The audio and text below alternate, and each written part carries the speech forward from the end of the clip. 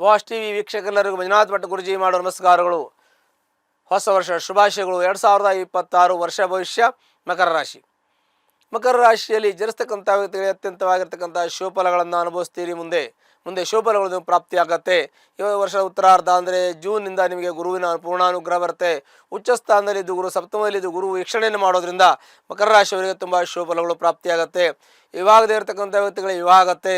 ನಾಮಕರಣ ಮಾಡುವಂಥದ್ದು, ವಿವಾಹ ಆಗ್ತಕ್ಕಂಥದ್ದು, ಸಂತಾನ ಭಾಗ್ಯ ಇಲ್ಲದಿರತಕ್ಕಂಥ ವ್ಯಕ್ತಿಗಳಿಗೆ ಸಂತಾನ ಭಾಗ್ಯ ದೊರೆಯುವಂಥ ಶೋಫಲಗಳು ಪ್ರಾಪ್ತಿಯಾಗತ್ತೆ. ಈ ಒಂದು ಮಕರ ರಾಶಿಯವರಿಗೆ ಏನೇ ಕಷ್ಟವನ್ನ, ನಷ್ಟವನ್ನ, ದುಃಖ ಎಲ್ಲ ಅನುಭವಿಸ್ಕೊಂಡು ಬಂದಿದ್ದಾರೆ. ತುಂಬ ಸಮಸ್ಯೆಯನ್ನು ಅನುಭವಿಸಿದ್ದಾರೆ, ತುಂಬ ಸಫರ್ ಆಗಿದ್ದಾರೆ. ಅವ್ರಿಗೆ ಈಗ ಒಳ್ಳೆಯ ಶೋಫಲಗಳು ಪ್ರಾಪ್ತಿಯಾಗತ್ತೆ. ಒಳ್ಳೇದಾಗುವಂಥ ಇವುಗಳು ಈಗ ಬರ್ತಾ ಇದೆ ಅವರಿಗೆ. ಈ ಜೂನಿಂದ ಗುರುಬಲ ಬಂದು ಇನ್ನು ಒಳ್ಳೇದಾಗುತ್ತೆ. ಆಲ್ರೆಡಿ ಗುರುದೃಷ್ಟಿ ಬರುತ್ತೆ. ಆದ್ರೂ ಗುರುದೃಷ್ಟಿ ಬಂದರೂ ಕೂಡ ಸ್ವಲ್ಪ ಮಟ್ಟಿಗೆ ಅವರಿಗೆ ಆ ಒಂದು ಛಾಯೆ ಬರಕ್ಕೆ ಶುರುವಾಗ್ತದೆ. ಒಳ್ಳೆಯ ಶೋಫಲಗಳು, ಸೂಚನೆಗಳು ಬರಕ್ಕೆ ಶುರುವಾಗ್ತದೆ. ಇನ್ನು ಮುಂದೆ ಅವರಿಗೆ ಒಳ್ಳೇದಾಗುತ್ತೆ. ಇವರು ತುಂಬ ದುಡ್ಡು ಕಳ್ಕೊಂಡಿದ್ದಾರೆ, ಕಷ್ಟ ಅನುಭವಿಸಿದ್ದಾರೆ, ಇವೆಲ್ಲ ಆಗಿದೆ ಇವರಿಗೆ. ಏನೇ ಸಮಸ್ಯೆ ಅನುಭವಿಸಿದ್ರು ಕೂಡ ತಾಳ್ಮೆಯಿಂದ ಇವರಿದ್ದಾರೆ. ಮತ್ತು ಇವರಿಗೆ ಸಾಕಷ್ಟು ಧೈರ್ಯ ಇದೆ. ಏನೇ ಸಮಸ್ಯೆ ಎದುರಿಸೋಣ ಎನ್ನುವಂಥ ಧೈರ್ಯ ಇದೆ. ಆ ಒಂದು ಧೈರ್ಯ ಮತ್ತು ತಾಳ್ಮೆಯಿಂದ ಇವರು ಜೀವನದಲ್ಲಿ ಎಲ್ಲವನ್ನು ಗೆದ್ದಿದ್ದಾರೆ. ಇವರಿಗೆ ಗೆಲ್ಲುವಂಥ ಯೋಗ ಇದೆ. ಜೀವನ ಎನ್ನುವಂಥ ದೊಡ್ಡ ಸಮುದ್ರವನ್ನು ಇವರು ಈಜ್ತಾ ಇದ್ದಾರೆ. ಇವರೆಲ್ಲ ಈಜಿ ಗೆದ್ದಿದ್ದಾರೆ. ಇವಾಗ ಒಂದು ಹಂತಕ್ಕೆ ಬಂದಿದ್ದಾರೆ. ಹಾಗಾಗಿ ಮಕರ ರಾಶಿಯವರು ನಾವು ಏನು ಹೆಚ್ಚಿಗೆ ಹೇಳುವಂಥ ಅವಶ್ಯಕತೆ ಇಲ್ಲ. ಈಗ ನಮಗಿಂತ ಹೆಚ್ಚಿನ ಜ್ಞಾನ ಅವರಿಗೆ ಇದೆ ಅಂತ ಹೇಳ್ಬೇಕು. ಯಾಕೆಂದರೆ ಈ ಒಂದು ಕಷ್ಟವನ್ನು, ತೊಂದರೆಯನ್ನು ಅನುಭವಿಸ್ಕೊಂಡು ಬಂದಿರತಕ್ಕಂಥವ್ರು. ಒಂದು ಸ್ಟಡೀಸ್ ಅಲ್ಲ, ಒಂದು ಇದಲ್ಲ, ಅದು ತಿಳ್ಕೊಂಡು ಹೇಳೋದಲ್ಲ ಅಥವಾ ಕೇಳ್ಕೊಂಡು ಹೇಳೋದಲ್ಲ. ಅವರು ಅನುಭವಿಸಿದ್ದಾರೆ. ಅವರಿಗೆ ಸ್ವತಃ ಜ್ಞಾನ ಇದೆ. ಏನು ಸಮಸ್ಯೆ ಬಂದರೆ ಏನಾಗುತ್ತೆ ಅನ್ನುವಂಥದ್ದು ಅವರು ಕೂಡ ಒಂದು ಅನುಭವಕ್ಕೆ, ನಾಲೆಜ್ಗೆ ಬಂದಿರೋದ್ರಿಂದ ಅವರು ಹೆಚ್ಚಿಗೆ ಹೇಳೋದು ಬೇಕಾಗಲ್ಲ. ಅಂತೂ ಸಮಸ್ಯೆಯನ್ನು ಅನುಭವಿಸಿದ್ದಾರೆ. ಅವರು ಕೋರ್ಟ್ ಕಚೇರಿ ವ್ಯಾಜ್ಯವನ್ನು ಅನುಭವಿಸಿದ್ದಾರೆ. ಅದರ ಜೊತೆಗೆ ಮಕ್ಕಳ ತೊಂದರೆಯನ್ನು ಅನುಭವಿಸಿದ್ದಾರೆ, ಕಷ್ಟ ಅನುಭವಿಸಿದ್ದಾರೆ, ದುಡ್ಡಿನ ಸಮಸ್ಯೆ ಅನುಭವಿಸಿದ್ದಾರೆ, ಶತ್ರುಬಾಧೆ ಅನುಭವಿಸಿದ್ದಾರೆ, ಕುಟುಂಬದ ಸಮಸ್ಯೆ ಹೀಗೆ ನೂರಾರು ಸಮಸ್ಯೆಗಳನ್ನು ಅನುಭವಿಸಿಕೊಂಡು ಇವತ್ತಿನ ದಿವಸ ಅವರು ದೊಡ್ಡದಾಗಿ ಒಂದು ಒಳ್ಳೆಯ ಸ್ಥಾನ, ಮಾನ, ಗೌರವದಲ್ಲಿ ಇದ್ದಾರೆ ಅಂತಂದರೆ ಅದಕ್ಕೆ ದೈವಾನುಗ್ರಹ ಮತ್ತು ಇವರ ಸಾಧನೆ, ಇವರ ಚಿಂತನೆ, ಇವರು ಧನಾತ್ಮಕವಾಗಿರ್ತಕ್ಕಂಥ ಒಂದು ಪ್ರಯತ್ನವು, ಫಲವು ಇವತ್ತುವರೆಗೆ ಒಳ್ಳೆಯದಾಗಿದೆ. ಹೀಗೆ ಮಕರ ರಾಶಿಯವರು ಎಲ್ಲವನ್ನು ಮಾಡಿದ್ರೂ ಕೂಡ ಜನ ಇವರಿಗೆ ತೊಂದರೆ ಕೊಡ್ತಾರೆ. ಯಾಕೆ ಅಂತಂದರೆ ಇವರಿಗೆ ಆರ್ಥಿಕ ನಷ್ಟ ಉಂಟು ಮಾಡಿದ್ದಾರೆ. ಆರ್ಥಿಕ ನಷ್ಟ ಉಂಟಾಗಿದೆ ಮತ್ತು ಆರ್ಥಿಕವಾಗಿ ತಾವು ಸಬಲರಾಗ್ತೀರಾ. ನೀವು ದುಡ್ಡು ಕಳ್ಕೊಂಡಿರೋದು ಮತ್ತೆ ಬರ್ತದೆ. ಅಂದರೆ ಯಾರ್ಯಾರು ಕೊಟ್ಟರೆ ಇದ್ದರೆ ಮತ್ತೆ ಬರುತ್ತೆ. ಬಿಸ್ನೆಸ್ಸಲ್ಲಿ ಲಾಸ್ ಆದರೆ ಬಿಸ್ನೆಸ್ಸನ್ನು ತೆಗಿಬೋದು.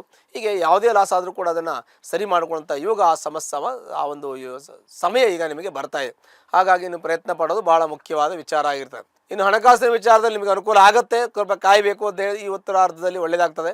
ಸ್ವಲ್ಪ ಮಟ್ಟಿಗೆ ನೀವೆಲ್ಲವನ್ನು ಜಾಗ್ರತೆ ಇಡಬೇಕು. ಖರ್ಚು ವೆಚ್ಚಗಳನ್ನು ನಿಯಮಿತವಾಗಿ ಮಾಡಬೇಕು. ಅವಶ್ಯಕತೆ ಇದ್ದಾಗ ಮಾಡಬೇಕು. ಅನವಶ್ಯಕವಾಗಿ ಯಾವುದನ್ನು ಮಾಡಬಾರ್ದು. ಹೊರತಾ ತಿರುಗಾಟ ಮಾಡಬಾರ್ದು, ಹೊರತಾ ಖರ್ಚು ಮಾಡಬಾರ್ದು, ಹೊರತಾ ಮಾತಾಡಬಾರ್ದು. ಮಾತಾಡೋದ್ರಿಂದ ಗೊಂದಲ ಆಗುತ್ತೆ, ದುಡ್ಡು ಖರ್ಚು ಮಾಡೋದು ನಷ್ಟ ಆಗ್ತದೆ, ತಿರುಗಾಟದ ಆರೋಗ್ಯ ಹಾಳಾಗ್ಬೋದು, ಖರ್ಚು ಹೆಚ್ಚಾಗ್ಬೋದು. ಇವೆಲ್ಲ ತಾಳ್ಮೆಯಿಂದ ಇದ್ದು ಸ್ವಲ್ಪ ಮಟ್ಟಿಗೆ ಗಮನಿಸ್ಕೊಂಡು ಮಾಡಿದ್ರೆ ನಿಮಗೆ ಖಂಡಿತ ಒಳ್ಳೆಯ ಯೋಗಗಳು ಪ್ರಾಪ್ತಿಯಾಗೋದ್ರಲ್ಲಿ ಯಾವುದೇ ಸಂದೇಹ ಇಲ್ಲ. ಈ ಒಂದು ಮಕರ ರಾಶಿಯವರಿಗೆ ಮಕ್ಕಳು ಒಳ್ಳೆಯ ವಿದ್ಯಾವಂತರು, ಜ್ಞಾನವಂತರು ಆಗ್ತಾರೆ, ಪ್ರಜ್ಞಾವಂತರಾಗ್ತಾರೆ. ಮಕ್ಕಳು ಡಿಫೆನ್ಸ್ಗೆ ಹೋಗ್ಬೋದು, IAS ಮಾಡ್ಬೋದು, IPS ಮಾಡ್ಬೋದು, ಇಲ್ಲ ಏರೋನಾಟಿಕ್ಸ್ ಇಂಜಿನಿಯರಿಂಗ್ ಮಾಡ್ಬೋದು. ಅದ್ರ ಜೊತೆಗೆ ಒಳ್ಳೆಯ ಒಂದು ಸಾಫ್ಟ್ವೇರ್ ಮಾಡ್ಬೋದು, ಹಾರ್ಡ್ವೇರ್ ಮಾಡ್ಬೋದು, ಸೈಂಟಿಸ್ಟ್ ಆಗ್ಬೋದು, ವೈದ್ಯರಾಗ್ಬೋದು, ನ್ಯಾಯವಾದಿ. ಯಾವುದು ವಿದ್ಯೆಯನ್ನು ಕೂಡ ನಿಮ್ಮ ಮಕ್ಕಳಿಗೆ ಬರಲ್ಲ ಅಂತ ಹೇಳಲ್ಲ.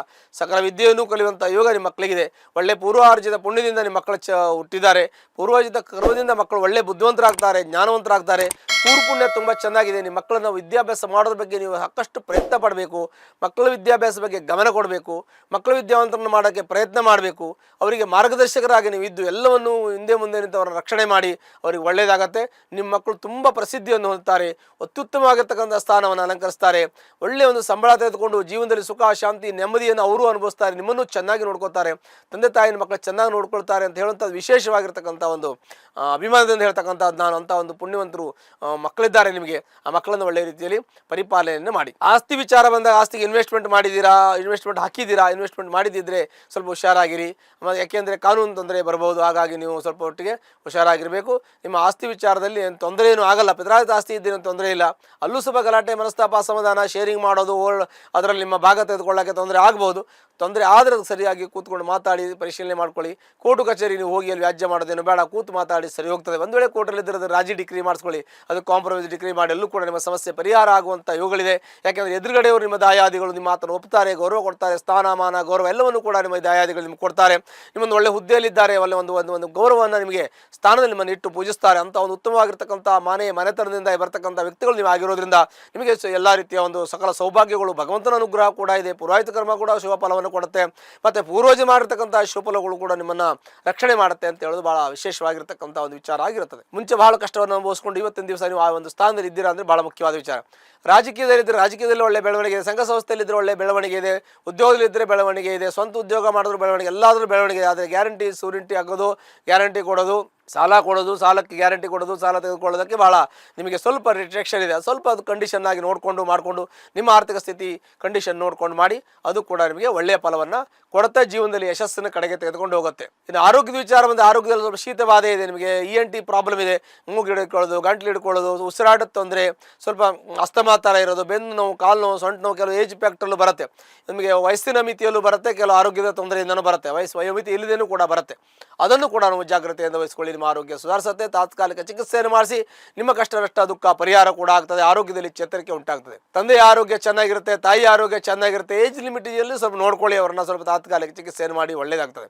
ಇನ್ನು ಭಾಗ್ಯೋದಯ ಆಗೋದು ಯಾವಾಗ ಭಾಗ್ಯೋದಯ ಆಗುತ್ತೆ, ನಿಮ್ಮ ಜೀವನದಲ್ಲಿ ಯಶಸ್ಸು ನೀವು ಕಾಣಬೇಕು ಅಂತ ತುಂಬ ಪ್ರಯತ್ನ ಪಟ್ಟಿದ್ದೀರಾ, ತುಂಬ ಸಾಧನೆಯನ್ನು ಮಾಡಿದ್ದೀರಾ, ನಿಮಗೀಗ ಭಗವಂತ ನಿಮ್ಗೆ ಒಳ್ಳೇದು ಮಾಡ್ತಾನೆ ಅನ್ನೋದ್ರಲ್ಲಿ ಯಾವುದೇ ಸಂದೇಹ ಇಲ್ಲ. ಖಂಡಿತ ಒಳ್ಳೇದು ಮಾಡ್ತಾ ಇದ್ದಮ್ಮ. ನಿಮ್ಮ ಪ್ರಯತ್ನ ಮತ್ತು ನಿಮ್ಮ ಒಂದು ಪೂರ್ವಾಜಿತ ಪುಣ್ಯ ಜೊತೆಗೆ ನಿಮ್ಮ ಒಂದು ಪ್ರಾಮಾಣಿಕತೆ, ನಿಷ್ಠೆ, ಶ್ರದ್ಧೆ ಎಲ್ಲವೂ ಕೂಡ ನಿಮ್ಮಲ್ಲಿ ಇದ್ದರೆ ಅದು ನಿಮ್ಮ ಫಲ ಖಂಡಿತ ಕೊಟ್ಟೇ ಕೊಡುತ್ತೆ ಅಂತ ನಾವು ಹೇಳ್ತೀವಿ. ಹಾಗಾಗಿ ಅದು ಒಳ್ಳೆಯ ಫಲವನ್ನು ಕೊಡುವಂಥ ಯೋಗ ಕೂಡ ಇದೆ. ಮತ್ತು ನೀವು ನೇರವಾದ ನಡೆ ನುಡಿ ಇರತಕ್ಕಂಥ ವ್ಯಕ್ತಿಗಳು, ಸ್ಪಷ್ಟತೆ ಇದೆ ಮಾತಲ್ಲಿ, ನಿಲುವಲ್ಲಿ ಸ್ಪಷ್ಟತೆ ಇದೆ, ಮಾತಲ್ಲಿ ಸ್ಪಷ್ಟತೆ ಇದೆ, ವ್ಯವಹಾರದಲ್ಲಿ ಹಿಡಿತಾ ಇದೆ, ಮಾತಿನಲ್ಲಿ ಒಂದು ನಿಯಮ ಇದೆ, ಮಾತಿನಲ್ಲಿ ಒಂದು ಪ್ರಾಮಾಣಿಕತೆ ಇದೆ. ಹೀಗೆಲ್ಲ ಇರೋದ್ರಿಂದ ನಿಮ್ಮ ಜೀವನದಲ್ಲಿ ಸುಖ ಶಾಂತಿ ನೆಮ್ಮದಿ ಹುಡುಕಿಕೊಂಡು ನಿಮ್ಮ ಹತ್ರ ಬರುತ್ತೆ, ನಿಮಗೆ ಒಳ್ಳೆಯದಾಗುತ್ತೆ. ಅದ್ರ ಬಗ್ಗೆ ಪ್ರಯತ್ನ ನೀವು ಮಾಡಬೇಕು. ಉದ್ಯೋಗಂ ಸಾಹಸಂ ಧೈರ್ಯ ಬುದ್ಧಿಶಕ್ತಿ ಪರಾಕ್ರಮ ಷಡತೆ ಎತ್ತರ ಬರ್ತಂತೆ ತತ್ರ ದೈವ ಸಹಾಯಕ, ಹೀಗೆ ಎಲ್ಲವೂ ನಮ್ಮಲ್ಲಿ ಇದ್ದಾಗ ದೇವ್ರ ಸಹಾಯ ಅಂತ ನಮಗೆ ಬಂದೇ ಬರುತ್ತೆ. ದೈವಾನುಗ್ರಹ ಪ್ರಾಪ್ತಿ ಆಗ್ತಾ ಇದೆ, ದೇವರ ದೃಷ್ಟಿ ನಿಮ್ಮ ಮೇಲೆ ಇದೆ, ಈಗ ಒಳ್ಳೆಯದಾಗುವಂಥ ಯೋಗಗಳು ಪ್ರಾಪ್ತಿಯಾಗಿದೆ. ಹೀಗೆ ಚಿಂತನೆ ಮಾಡುವಾಗ ಉದ್ಯೋಗದಲ್ಲಿ ಯಶಸ್ಸಿದೆ, ಕೀರ್ತಿ ಇದೆ, ಲಾಭ ಇದೆ. ಬಿಸ್ನೆಸ್ ಪಾರ್ಟ್ನರ್ ಅಂತ ನಾವು ಹೇಳ್ತೀವಿ, ಬಿಸ್ನೆಸ್ ಪಾರ್ಟ್ನರ್ ಆಗಿದ್ದರೆ ಅವ್ರ ಜಾತಕ ಸ್ವಲ್ಪ ಪರಿಶೀಲನೆ ಮಾಡ್ಕೊಳ್ಳಿ, ಅವ್ರಿಗೆ ಚೆನ್ನಾಗಿಲ್ಲ ನಿಮಗೂ ತೊಂದರೆ ಬರ್ಬೋದು. ನಿಮ್ಮ ಜಾತಕವನ್ನು ಪರಿಶೀಲನೆ ಮಾಡ್ಕೊಳ್ಳಿ, ತೊಂದರೆ ಇದ್ರಲ್ಲೂ ನಿಮಗೆ ತೊಂದರೆ ಬರ್ಬೋದು. ದಶಾಭುಕ್ತಿ ಚೆನ್ನಾಗಿದೆ, ಯೋಗಗಳು ಇನ್ನೂ ಚೆನ್ನಾಗಿರುತ್ತೆ. ಇನ್ನು ದಾಂಪತ್ಯ ಸ್ವಲ್ಪ ಕಲಹ ಮನಸ್ತವ ಸಮಾಧಾನ ಇದೆ, ಅದು ಮುಂದೆ ಸರಿ ಹೋಗ್ತದೆ, ಕುಳಿತು ಮಾತಾಡಿ ಸರಿ ಹೋಗುತ್ತೆ, ಕೋರ್ಟ್ ಕಚೇರಿ ವ್ಯಾಜ್ಯಗಳಿಗೆ ತಾವು ಹೋಗಬಾರ್ದು ಅಂತ ನಾವು ಹೇಳ್ತೀವಿ. ಹೀಗೆ ಚಿಂತನೆ ಮಾಡುವಾಗ ನಿಮ್ಮ ಮಕರ ರಾಶಿಯವರಿಗೆ ಸಾಮಾನ್ಯ ಉತ್ತಮವಾಗಿರ್ತಕ್ಕಂಥ ಶುಭಫಲಗಳು ಪ್ರಾಪ್ತಿಯಾಗುತ್ತೆ. ಜೀವನದಲ್ಲಿ ಸುಖ ಶಾಂತಿ ನೆಮ್ಮದಿ ಎಲ್ಲೋ ದೊರಕುತ್ತೆ. ಒಂದು ವೇಳೆ ಕಷ್ಟ ಇದ್ದರೆ ಜಾತಕ ಪರಿಶೀಲನೆ ಮಾಡ್ಕೊಳ್ಳಿ, ಅಲ್ಲಿ ದಶಾಭುಕ್ತಿ ಚೆನ್ನಾಗಿದ್ದು ಹೂಗಳು ಚೆನ್ನಾಗಿದ್ದು ನಿಮ್ಮ ಕಷ್ಟಗಳು ಪರಿಹಾರ ಆಗ್ತದೆ. ನಿಮ್ಮ ಪ್ರಾಮಾಣಿಕತೆ ಇಷ್ಟೇ ಶ್ರದ್ಧೆ ನಿಮಗೆ ಉತ್ತಮ ಫಲವನ್ನು ಕೊಡ್ತದೆ. ಒಂದು ವೇಳೆ ಕಷ್ಟ ಇದೆ, ಅದಕ್ಕೆ ಸಂಬಂಧಪಟ್ಟಂಥ ಹತ್ತಿರ ಇರತಕ್ಕಂಥ ಆಂಜನೇಯ ಸ್ವಾಮಿ ದೇವಸ್ಥಾನಕ್ಕೆ ಶನಿವಾರ ದಿವಸ ಹೋಗಿ 9 ವಾರಗಳ ಕಾಲ ಸಿಂಧೂರದಿಂದ ಅರ್ಚನೆ ಮಾಡಿ ನಿಮ್ಮ ಕಷ್ಟ ನಷ್ಟ ದುಃಖ ಶೋಕ ಎಲ್ಲ ಪರಿಹಾರ ಹೊಂದಿ ಸುಖ ಶಾಂತಿ ಸಮೃದ್ಧಿ ಎಲ್ಲವೂ ಕೂಡ ನಿಮ್ಮ ಮನೆಯಲ್ಲಿ ನೆಲೆಸುತ್ತೆ. ಶುಭವಾಗಲಿ. ಲೇಟೆಸ್ಟ್ ಹಾಗೂ ಇಂಟ್ರೆಸ್ಟಿಂಗ್ ಸುದ್ದಿಗಳಿಗಾಗಿ ಬಾಸ್ ಟಿವಿ ಕನ್ನಡ ಚಾನೆಲ್ನ ಸಬ್ಸ್ಕ್ರೈಬ್ ಮಾಡಿ, ಹಾಗೆಯೇ ಬೆಲ್ ಐಕಾನ್ ಪ್ರೆಸ್ ಮಾಡಿ. ಇದರ ಜೊತೆಗೆ ಫೇಸ್ಬುಕ್, ಇನ್ಸ್ಟಾಗ್ರಾಮ್, ಎಕ್ಸ್ ನಲ್ಲೂ ಮಿಸ್ ಮಾಡದೆ ಫಾಲೋ ಮಾಡಿ.